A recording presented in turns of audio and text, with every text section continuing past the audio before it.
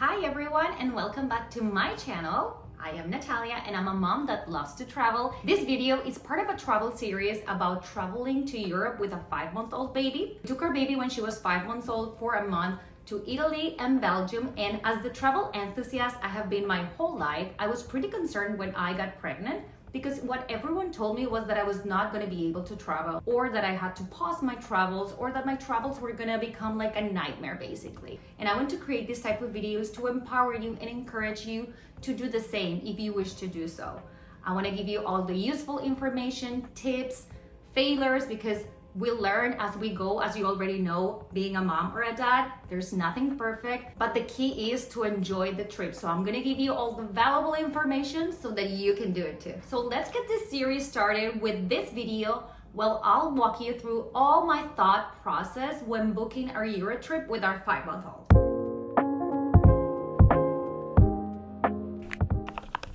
So let's get started right at the beginning. When we decided to go to Europe, we had done one trip with a baby. So we went to Colombia to visit family for a month, and we did quite a few and small trips there, but the baby was a newborn. So it's a total different thing than having a 5-month-old. And when I thought, when should I travel again? I was like, I want to travel once I have sleep trained the baby. And we decided our right time to do it was at 4 months. So we decided to go to Europe in August. And I know August has kind of like some haters to travels because it is extremely high peak season for Europeans. Most of Europeans go on travels in August. Their company just gives them vacation the whole month. So in general, it's not the best time to do it, but I was like, you know what? I prefer to go than not to go, even if it's gonna be touristy. And just in general, August was the fit for us. My husband could take some time off and I had to plan to return to work in September. So it just kind of worked for us, August. But of course, August in Europe, it's extremely touristy. And that was one of my concerns. So when I picked where to go, I was like, we're not gonna go to like extremely touristy destinations because it's gonna be our first trip. I kind of want like a chill vibes and something like that. So that's how we decided to go where we went in Italy and in Belgium, which I'll discuss later. And in line with that, we absolutely loved going in the summer. Please don't let people tell you do not go in the summer. I think it depends on your pace of traveling, but as I said, like we kind of wanted like a slow travel. We were pretty flexible. For instance, in Italy, we couldn't visit the Vatican City because it was 37 degrees. There was like a 2-hour lineup, and I was like, of course, I'm not gonna do this with a baby. I kind of knew that I was not gonna do everything, right? So that's really important to keep in mind. But in my opinion, summer are the best months to come to visit Europe because the days are so long and you get the chance to go back to your hotel, rest, and then come back. So that's another thing to keep in mind.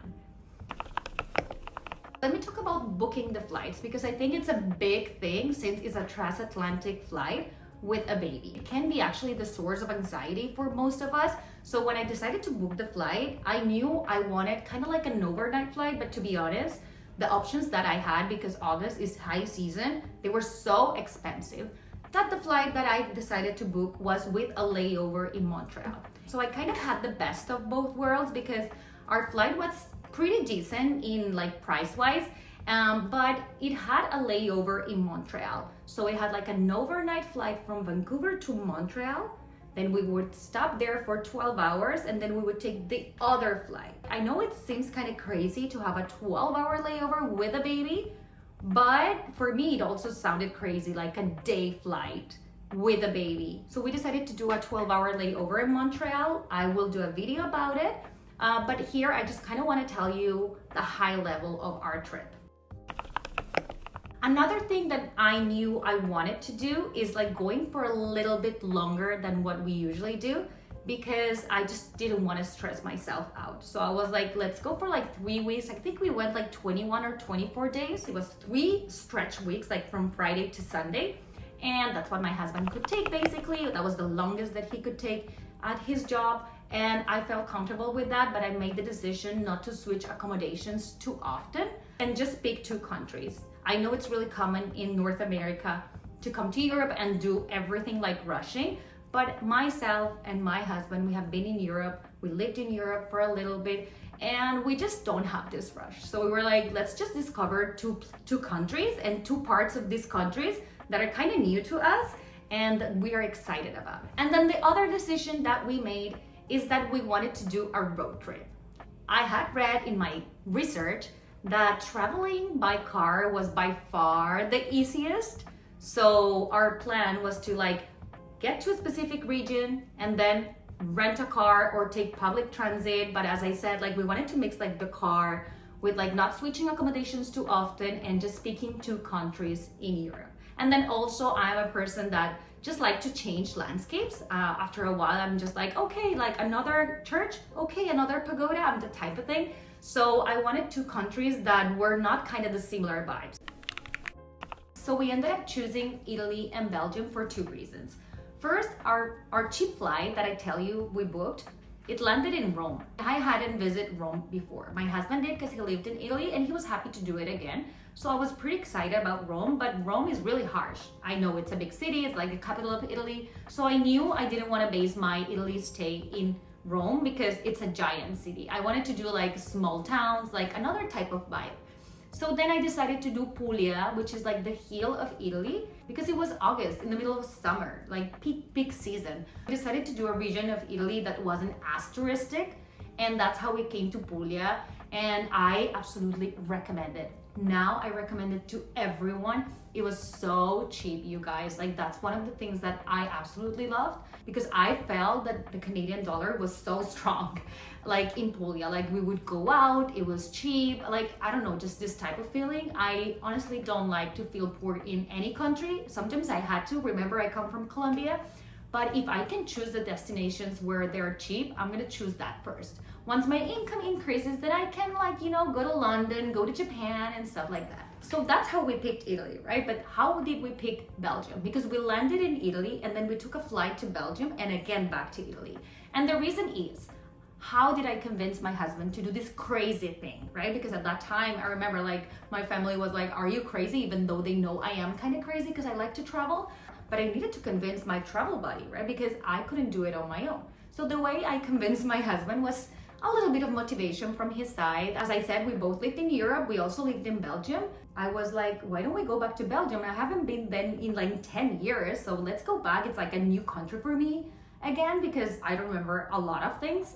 And he was pretty excited because he could visit some of his friends and his previous host family from his exchange. So basically, we made the decision to go to Belgium to have his full motivation and have a real travel partner, right? And I think that's really important if between you and your husband or you and your wife, it's one of them that has a strong desire to travel, to incorporate things that can motivate them. Because I know so many friends that they just kind of tell me like, oh, my husband would never do it. But another reason is that since I already knew Belgium, I absolutely knew, and this is so important if you want to do it also, that Belgium is this small. You guys, that's why I love about Europe. Like coming from Canada and if you're from the US, like, distances are so short in Europe, and that makes it so magical because you can do so many things, right? So Belgium is so small and the public transit is immaculate. I knew that because we lived in Belgium for a year. So I knew that I could choose just one accommodation for the entire week that we were gonna be there, and that we could like hop on and off in the different trains without an issue. And that's how we did. And I highly recommend, like if you haven't done Belgium, it's absolutely gorgeous.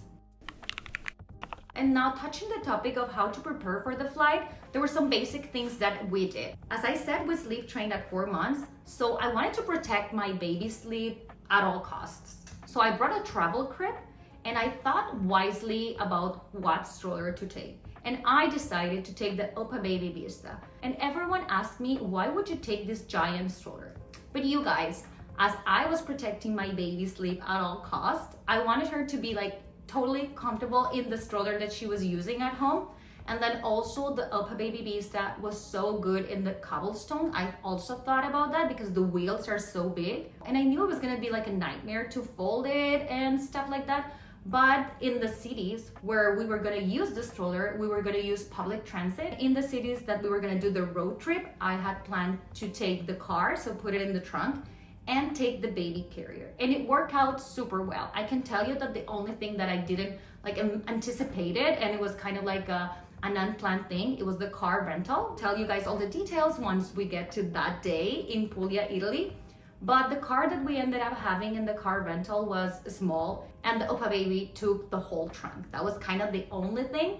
But zero regrets, you guys. Like, it was super hot because it was August, so having the giant basket from the Opa baby was total lifesaver. I remember seeing people with the yo-yo or the bugaboo butterfly, which are very popular strollers, all sweaty, like carrying a bunch of stuff because the basket was so small. But us, honestly, we were just like so happy taking the Opa baby. I brought a travel crib because I was protecting my baby's sleep at all costs, and I didn't want a condition where we were staying because of the travel crib. So I didn't want to say no to a specific place that I liked, that it was like price convenient and that was well located, because they didn't have a travel crib. So that's why I decided to bring the travel crib. I have taken the travel crib to multiple trips, but I did a trip to Costa Brava in Spain where I honestly thought it wasn't needed. Every single hotel that we booked had a travel crib. Thing is that we didn't go in peak season that year. We went in October. So we kind of got good hotels at a good price tag and with the travel crib. But in general, I think it's good to bring the travel crib if you're protecting your baby's sleep. In general, if your baby's so young, like 5-month-old, their sleep is not very consolidated. Like my baby had been sleep trained only for 1 month. I wasn't going to take the risk. In this trip to Spain, my baby was already 19 months. And honestly, I still took the travel crib, but I noticed that there were many hotels with travel cribs, and I was like, oh, maybe next time I don't have to bring it because my baby is gonna be like almost 2 years old by the next time we come, and her sleep is gonna be magical. But when your baby is 5 months old, I think it is totally worth it to carry the travel crib. And because I know you are so curious to know how did our sleep go in the actual trip, don't worry, I'm gonna make a video dedicated fully to sleep, so stay tuned. Let's talk about what to pack, because I know so many moms freak about what to pack. I can honestly tell you that at this point and after so many trips, I don't get stressed about what am I gonna pack. The way I think about it right now after so many trips, and I wanna share it with you, is as long as I have diapers, wipes, and passports, everything else, I can buy it there. And you guys, that has given me so much peace, because before, and especially during that trip, I was on maternity leave, so I had the time to like kind of prepare for it. But once I returned to work and I had my first trip as a working mom, I freaked out so much. I was like, I hate this. I don't enjoy this. Like, I enjoyed the trip, but I don't enjoy the planning. So after so many like trial and errors, I came to the conclusion that what you truly need is diapers and passports, not even wipes. You can still have a creative solution in case you miss the wipes. So I hope that gives you peace of mind. In this specific trip, my thought process as to how to pack was, okay, it is summer. So summer is also really good because it's so easy to pack for. Like you can just bring a ton of outfits for your baby. You don't have to worry about the weather being so cold. That honestly, that makes me feel uncomfortable still, yeah, because I live in Canada 4 years ago, but I am Latina, so I'm from Colombia, so I'm not used to like this weather. I wasn't born with this type of weather, you know? So I was like, I'm gonna go in the summer when it's warm and when I know how to figure things out. So the way we packed is that I put in whatever bag a bunch of outfits for a baby. I know there are some people, and I've seen some hacks on Instagram, and then you can just put individually the baby outfits and then roll it and put it directly in the suitcase, and once you reach your hotel, you just kind of have everything ready. But honestly, that was too much planning for me. I rather like invest my time in like thinking how to rent the car, where are the best destinations, and all these tips that I'm telling you here. So if I tell you the truth, I just grabbed a bag, put all the baby's outfits, and I was fine. So we also took carry-ons and the ones that you can put in your like arm, because we were already like the stroller is already a hassle. Like even though you have to take it, it's still a hassle. Like ideally, I think I'm gonna feel like super light the day my kids don't use a stroller, because it is what it is, right? So I didn't want to add an extra level of hassle by taking the normal suitcases, and I think that went pretty well. We did book 2 accommodations that had washing machines, and that worked out pretty well, to be honest. Now, if we talk about what gave me the confidence to do this trip, I'm going to tell you the first thing is that I already told you, like, I'm a traveler person. I absolutely love to travel, and I don't want to wait to a specific date to be able to travel. So I knew since I was pregnant, if I can incorporate my kids into my travel dynamics, I'm going to be absolutely happy. You know, I'm gonna enjoy my motherhood much more because I don't feel like my kids are like not letting me do something that I love. Second thing is that I'm that type of person that rather regrets than not doing it. You know, so I was like, I don't want to just not go and then think about how would it be. I'd rather go and say I won't ever come here with a baby than just like believing in people that are just discouraging me to travel with my baby. So if you're considering doing a big trip to Europe with your baby, I am here to cheer you up because it's totally doable. You guys, you will have the best family memories. You just gotta go with the flow, be flexible, and remember, it doesn't have to be perfect to be worth it. So I highly recommend you to subscribe so that you get a notification every time I post a new video. This channel is all about motherhood, travels, and living abroad. Bye, you guys.